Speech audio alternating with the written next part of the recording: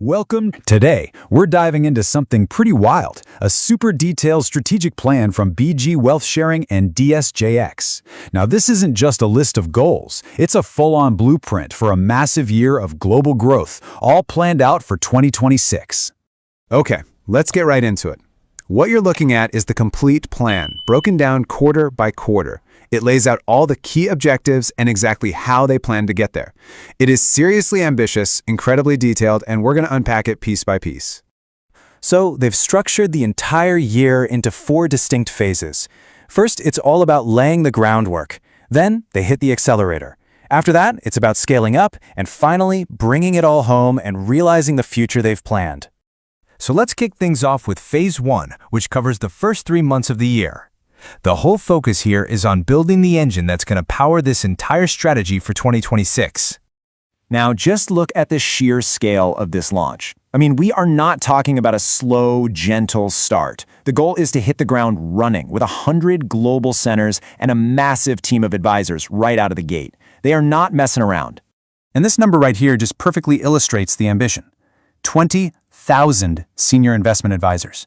To put that into perspective, that is an enormous workforce to recruit and get up and running in just 1 quarter. It's a huge, aggressive push for market presence from day one. And here's the really smart part.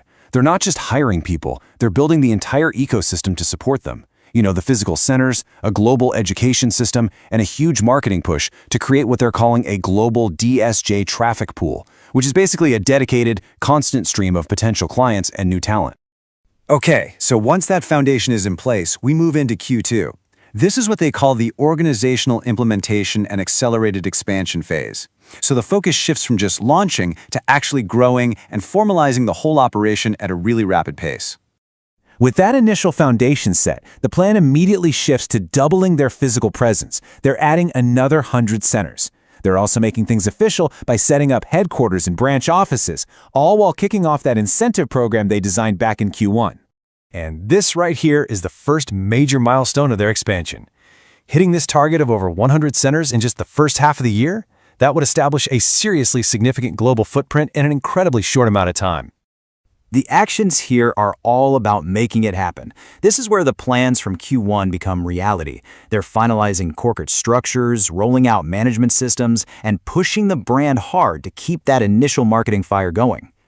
All right, halfway through the year, we hit Phase 3, the scale, expansion, and system maturation phase. The strategy kind of pivots here from just pure expansion to making this new, much larger organization run as efficiently as possible. But get this, even as they're focusing on making the system more mature, the aggressive growth just keeps on going.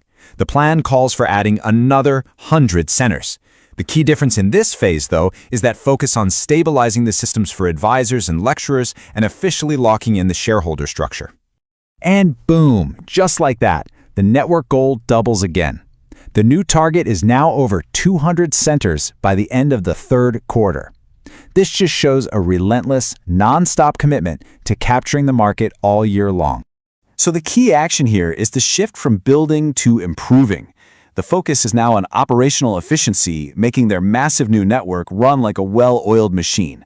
And at the same time, they're starting to really use this network by promoting products and fully rolling out their incentive programs.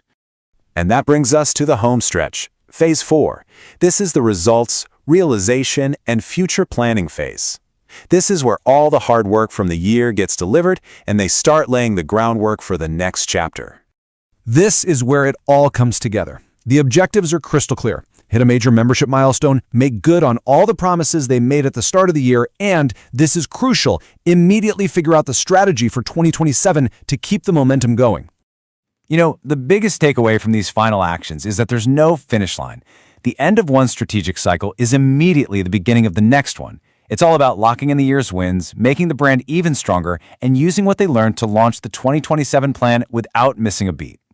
I mean, this whole document lays out such a clear, aggressive, and highly structured vision for just a single year.